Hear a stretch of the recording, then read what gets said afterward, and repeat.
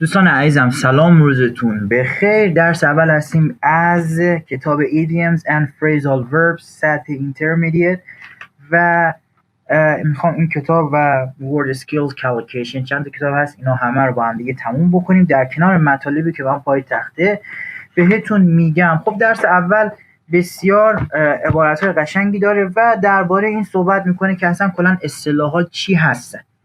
What are idioms؟ اصطلاحات چی هستن؟ An idiom is a phrase with a meaning that's often difficult to understand by looking at the individual words.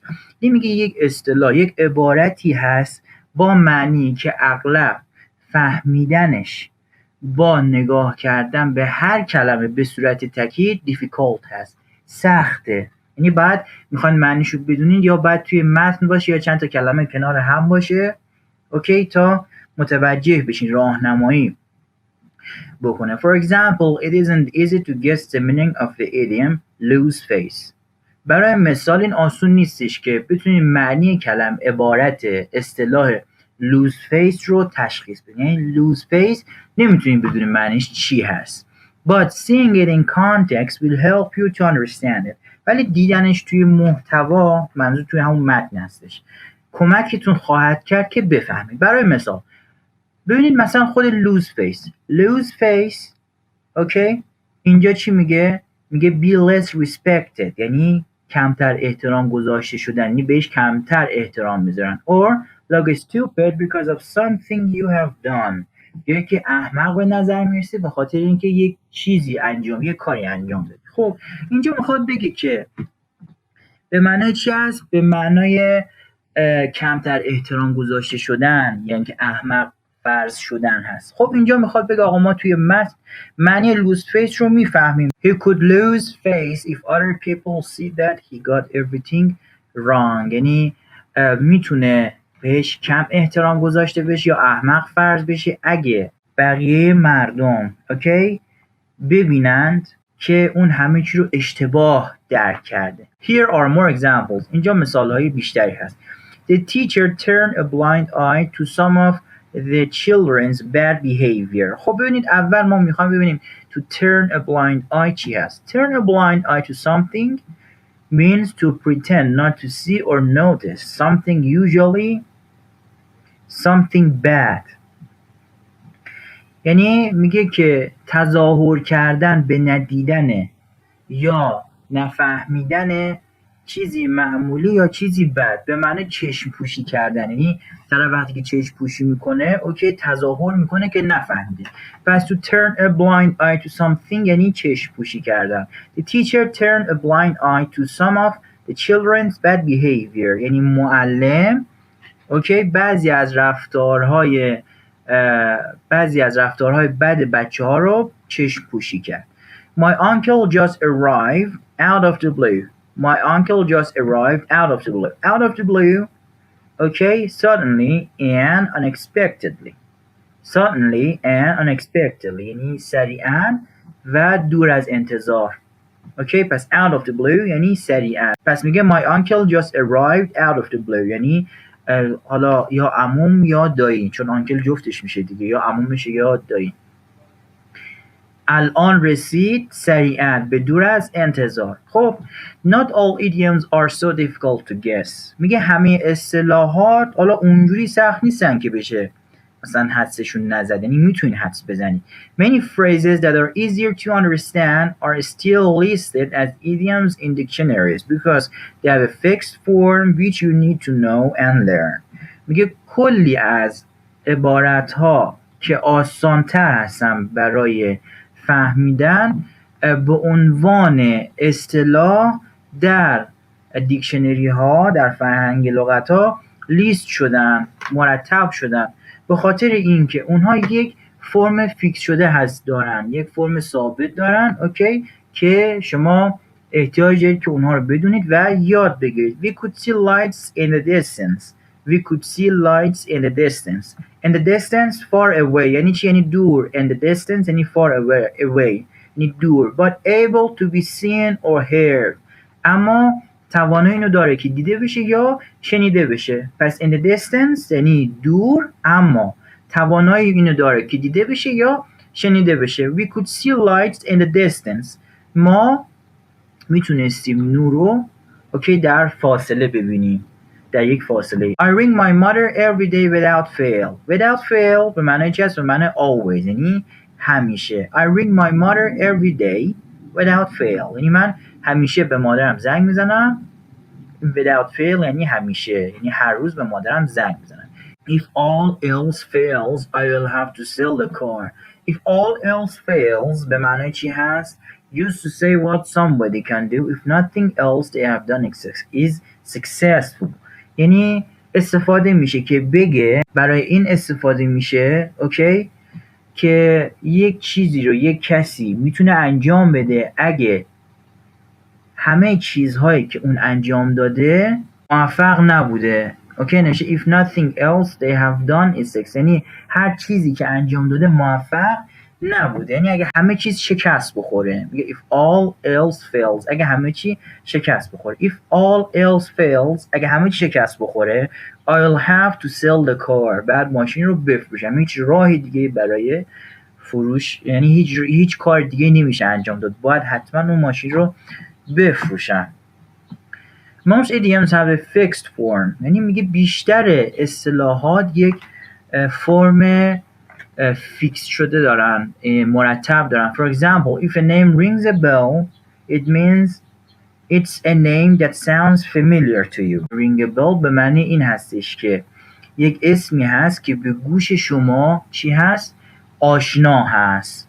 Okay, the idiom is ring a bell. اصطلاح این هست ring a bell but not ring the bell. Okay, ولی نه ring the bell، یعنی ring a bell، ring a bell نیست. However, with some idioms alternative words are possible. میگه با این حال اوکی با بعضی از اصطلاحات کلمات جایگزین امکان پذیر است، یعنی میتونید کلمات جایگزین بذارید. مثلا do you want to go out، میخوای بری بیرون. that it depends، یعنی ببینید اینجا میتونید هم بگین that depends، هم میتونید بگین it depends، یعنی بستگی داره. اوکی اون بستگی داره. خب معنی it depends used to say that you are not certain about something because other things have to be considered. یعنی میگه شما این عبارت that or it depends رو زمانی استفاده میکنید که میگه شما درباره چیزی مطمئن نیستید، برای اینکه چیزهای دیگه، یک سری چیزهای دیگه باید در نظر گرفته شده باشه، یعنی بستگی داره. الان کل این دوتا جمله، سه تا جمله میشه بستگی داره. I would steer clear out of that place. It's not very safe. Okay? Steer یا stay clear of something or somebody. پس شما اینجا میتونید بگین یا steer clear of something or somebody یا بگین stay clear of something or somebody. این خود کلمه steer اگه بخواید به معنی جداگانه صحبت بکنید یعنی مثلا دست فرمون یا کنترل کردن، controlling a vehicle، یک وسیله حمل و نقل رو مثلا بخواید کنترل بکنید از این کلمه steer استفاده میکنید. خب عبارت چی هست؟ به چه معنی هست؟ حالا ما میگیم steer clear of something. Take care to avoid something or somebody because it or they may cause problems. اوکی؟ یعنی میگه مراقبت کنید یا پیشگیری کنید از یک چیزی یا یک کسی به خاطری که اون چیز یا اون یک کس یا اونها ممکنه باعث مشکلاتی بشن. پس اینجا به معنی چی از avoid، از ایگنور کردن، این در نظر نگرفتن. اوکی؟ خب میگه I would stay clear of that place. It's not very safe. یعنی من اون مکان رو ایگنور میکنم. اوکی؟ در نظر نمیگیرمش، خودداری میکنم ازش به خاطری که خیلی سیف نیست، خیلی امن نیست. Why on earth are you shouting? Be quiet.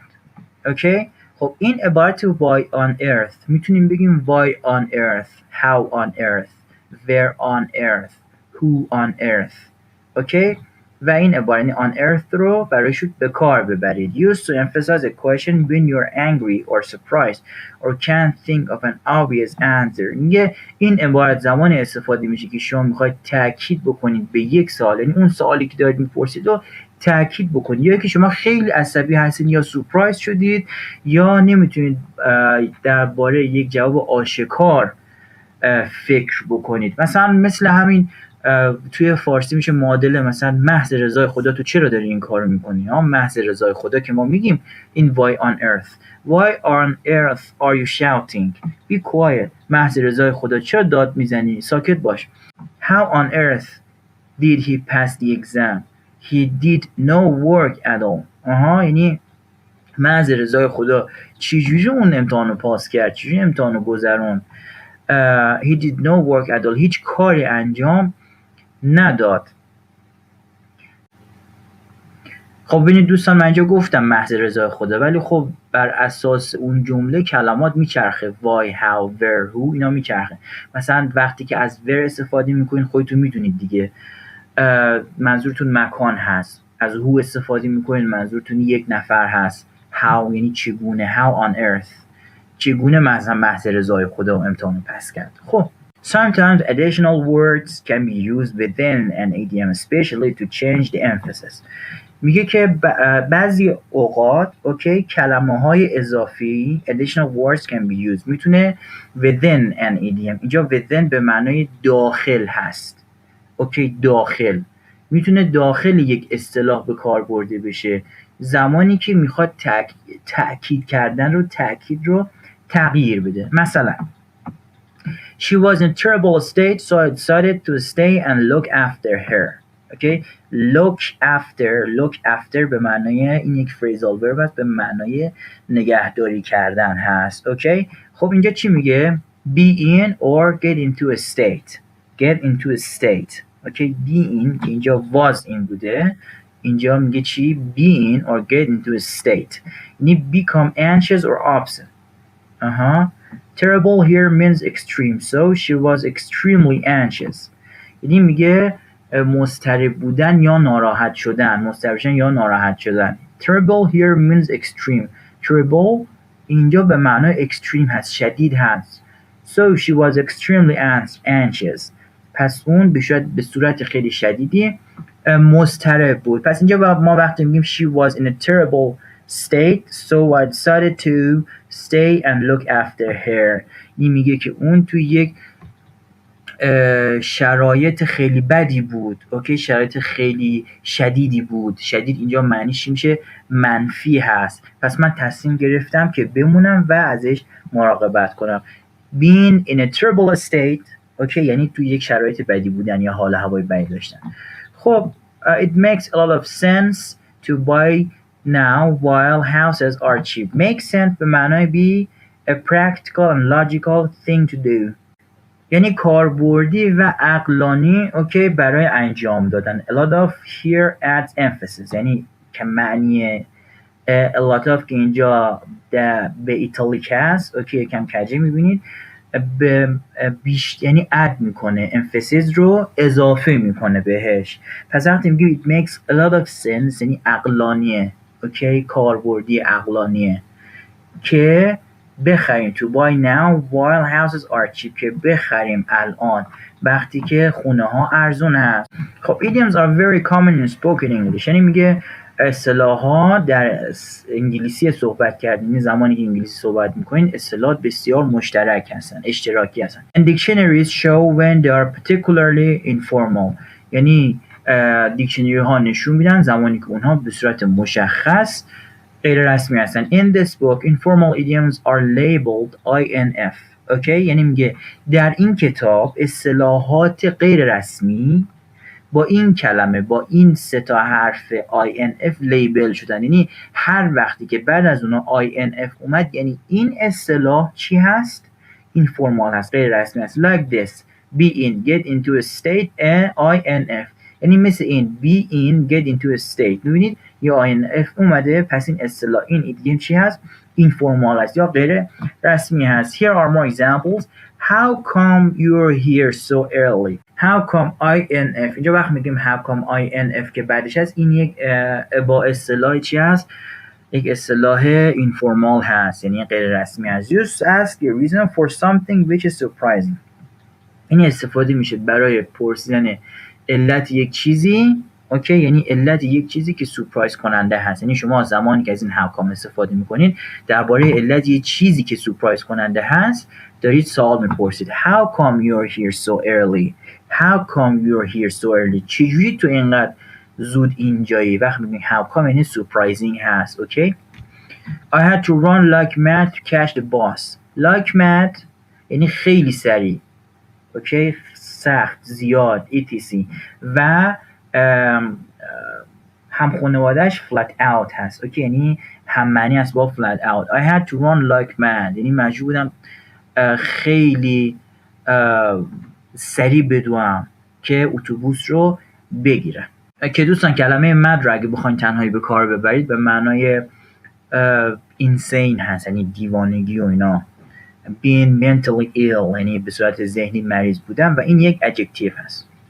To sum up idioms برای خلاصه کردن اصطلاحات are phrases which are often difficult to understand out of the context.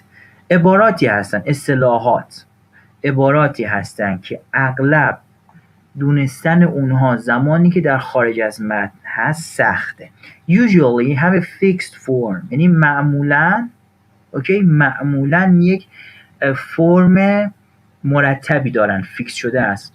are very common in spoken English and many are informal یعنی خیلی مشترک و معمول هست در صحبت انگلیسی و بسیارشون اینفورمال هستن، غیر رسمی هستن. خب دوستان عزیزم، حالا ما اینجا با هم دیگه تمرین ها رو حل میکنیم و خب تمرین اول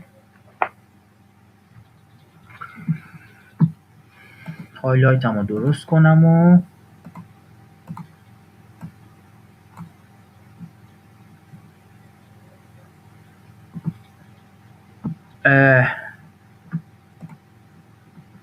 circle the correct answers.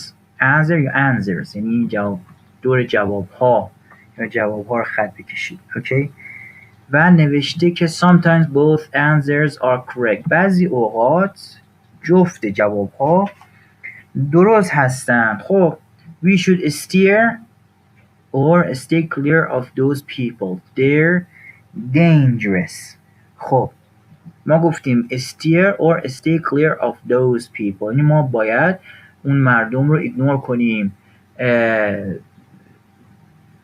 خودداری کنیم ازشون، اونها dangerous خطرناک هستن. ببینید دوستان dangerous نیست، dangerous.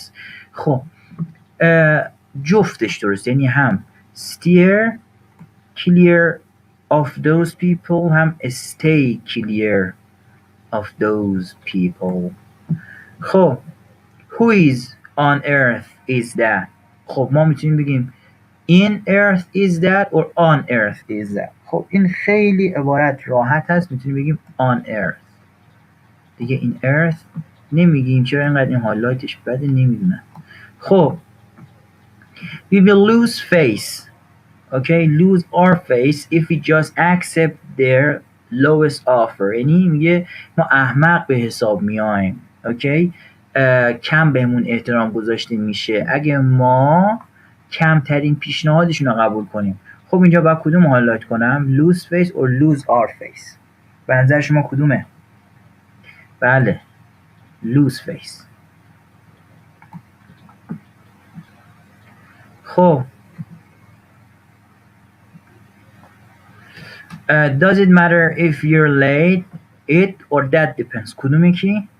میگه آیا مهمه که ما مثلا دیر کردیم؟ اوکی، یعنی به صورت دیر حاضر شدیم. It or that depends جفتش اگرتون باشه باهاتر گفتم ما از جفتش میتونیم استفاده بکنیم. خب I could hear the drums in distance یعنی من درام رو اوکی تونستم توی فاصله بشنوم. حالا میگیم in distance or in the distance. این درسته in the distance.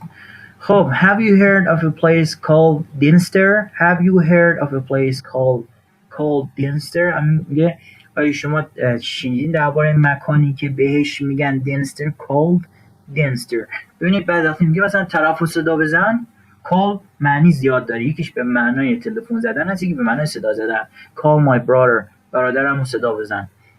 please call my father to come. یعنی پدرم صدا بزن بیاد. it rings a bell or noise. خب این که کامل مشخصه دیگه. rings a bell. it rings a bell. خب حالا میریم سراغ تکست. our cousin arrived. okay. اینجا چی گفته؟ the words or phrases in the box are missing from the sentence below. where do they go? write them at the end. میگه یک سری از کلمات و عبارت ها که داخل باکس هستن، داخل این باکس آبی رنگ هستن، در جمله های زیر میسینگ شدن، یعنی گم شدن. اوکی. where do they go? write them at the end. اونا رو کجا، مثلا اونا کجا میرن، یعنی منظوری که کجا باید قرارشون بدین. و write them at the end تهش به، یعنی ته منظور اینجاست. اوکی. اینجا at the end هست، ما باید بنویسیم. پسر عموم به دور از انتظار سریعا رسید. اوکی. دقیقاً جاست، دقیقاً همون لحظه وقتی که ما به خونه رفتیم. اوکی. خب he was in a state last night when he heard about the accident. خب he was in a اینجا جاش کجا هست؟ اینجا هست. حالا من اینجا هیچ خطی هم نیستش که براتون بذارم و اوکی، پس یادتون باشه اینجا هست. in a terrible state. اوکی.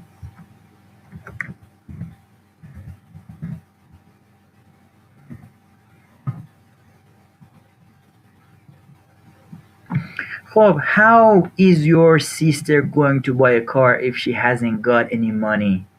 خب اینجا ببینید اصلا داد داره میزنه. اینجا ما باید کجا اضافه بکنیم؟ چی داره اینجا؟ on earth. اینجا باید بگیم how on earth is your sister going to buy a car if she hasn't got any money. اوکی. خیلی بخوایم دیگه فارسی خودمونی بگیم که محض رضای خدا چجوری خواهرت میخواد یه دونه کار بخره، ماشین بخره اگه هیچ پولی نداره؟ پس اینجا ما چی میگیم؟ میگیم how on earth. پس بعد این how یه دونه چی استفاده میکنیم؟ on earth. خب it makes sense to give up sweet things if you are overweight. اوکی. اول it makes sense. اوکی. ما چی گفتیم؟ it makes a lot of sense. اینجا هم داریم دیگه a lot of sense. درسته؟ شما من بگید آره درسته؟ بله درسته. it makes a lot of sense.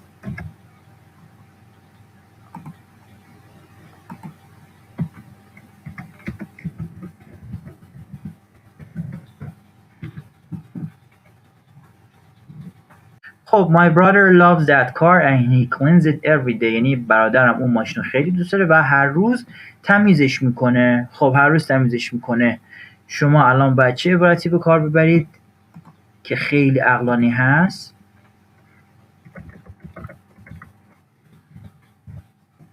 آره without fail، یعنی مرتبا تمیزش میکنه، همیشه تمیزش میکنه. The police came after us so we ran. The police came after us یعنی پلیس تعقیبمون کرد، برای ما اومد. So we ran. این که دیگه اصلا داره داد میزنه دیگه. like mad. اینجا هم هست like mad.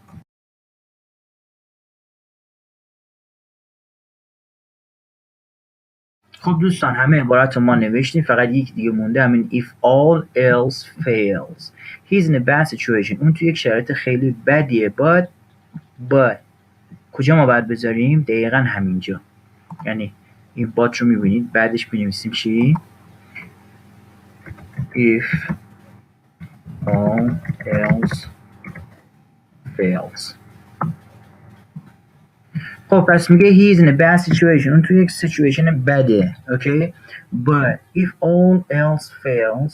اوکی. اگه همه چی از بین بره. اوکی. اگه هیچ چاره‌ای نباشه he can always work for his father. اون میتونه همیشه برای پدرش کار بکنه. Number 3 replace the underlined words with a word or phrase that has a similar meaning.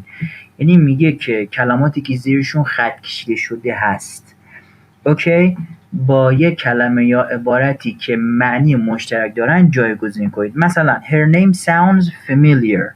یعنی اسمش اوکی آشناست. خب rings a bell. rings a bell چی میشه؟ هم معنیش میشه I'm going to stay clear of that part of town in future. یعنی در آینده من اون قسمت از شهر رو در آینده ایگنور میکنم، خودداری میکنم از اون قسمت از شهر. خب هم میگه I'm going to stay clear of that part. جای stay شما چی میتونید بنویسید؟ Here. Okay. خب we had to work like mad to finish the project. یعنی ما مجبور بودیم خیلی کار کنیم که پروژه رو چیکار کنیم؟ تموم کنیم. خب اگه یادتون باشه بالا گفتم که هم معنیش سینونیم این like mad چی میشه؟ flat out. To flat out. خب do you think he will stay? فکر میکنی که آیا اون خواهد مان؟ It depends. It depends یعنی این بستگی داره. جای it ما چی میتونیم بذاریم؟ That. یعنی میتونیم بگیم that depends. They arrived suddenly and unexpectedly. یعنی اونها رسیدن اوکی سریعا و به دور از انتظار. Suddenly and unexpectedly چی میشه out of the blue. به همین معناست یعنی سریعا و به دور از انتظار. I could see the church far away. من میتونستم چرچ کلیسا رو در دوردست ببینم. خب دوردست چی میشد که توی این درس هم خوندین؟ In the distance. اوکی عبارت بعدی he felt he would look stupid if he refused to go in the icy water. He felt he would look stupid. یعنی حس کرد اوکی این فیلینگ رو این احساس رو بهش دست داد. حس کرد که احمق به حساب میاد اگه سر باز بزنه به رفتن داخل آب یخی. یعنی اگه داخل آب سرد نره احمق به نظر میاد. refuse یعنی چی؟ یعنی سر باز زدن، قبول نکردن.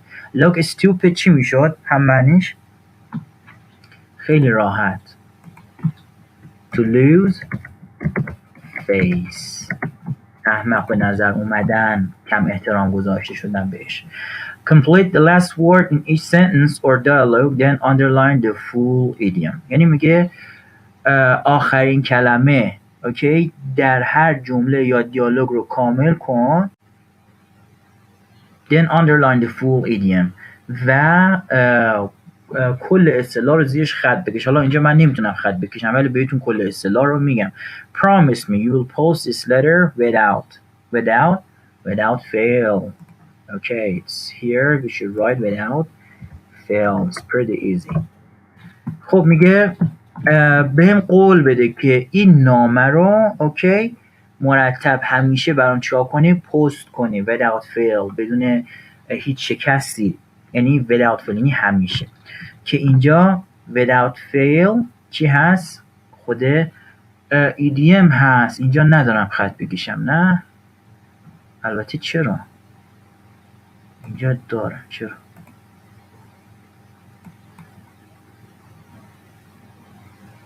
مثل خودش.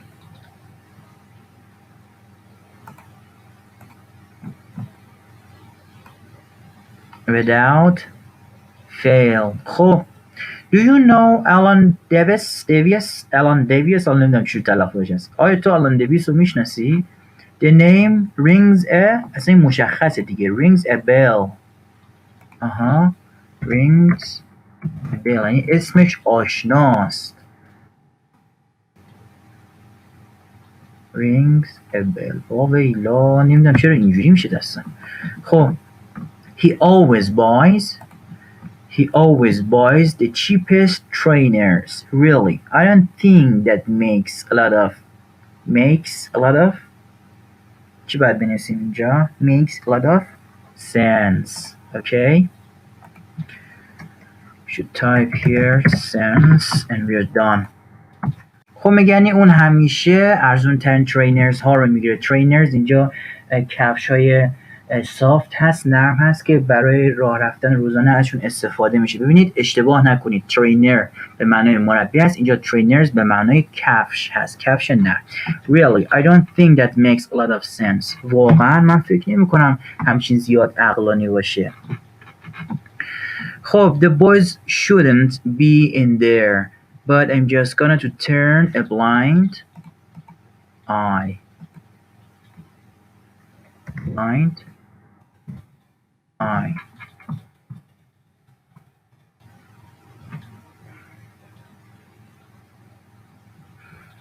یعنی میگه پسرها نباید اونجا باشن ولی من اوکی چشم پوشی میکنم. After her dog died, she was in a terrible state.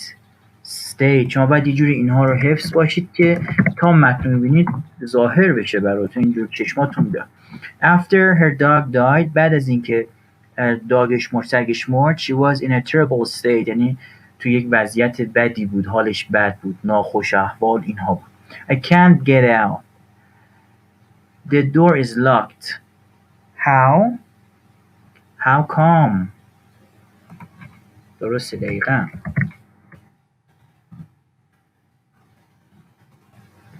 من نمیتونم برم بیرون. The door is locked. در قفله. How come؟ چجوری؟ یعنی خیلی سوالی داریم میپرسیم چجوری میشه هم چیزی. خب چند تا دیگه داریم تمومه. اینم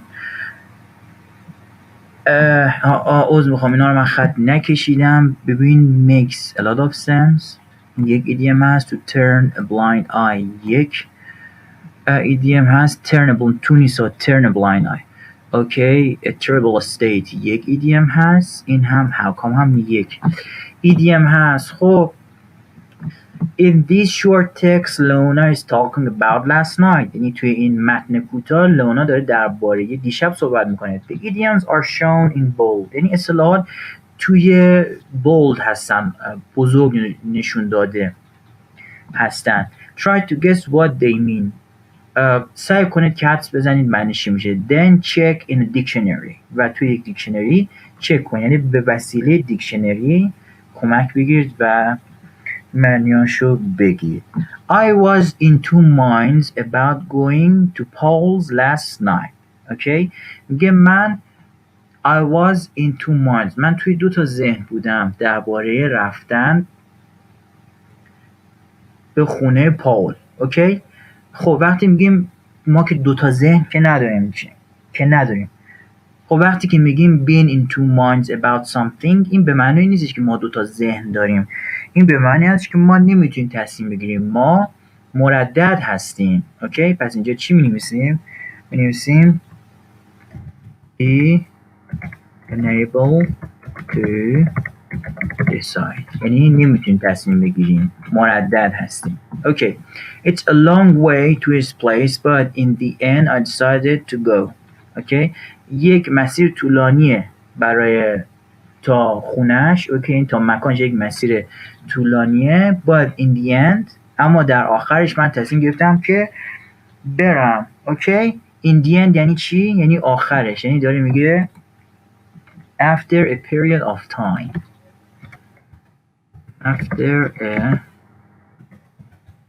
period of time یعنی بعد یک مدتی. in the end. اوکی؟ بعد از یک مدتی آخرش تونستم تصمیم گرفتم که برم. and it's a good thing that I did because Mike and Jean couldn't. و این یه چیز خوبی بود که من انجام دادم چون مایک و جین نتونستن برن. اوکی؟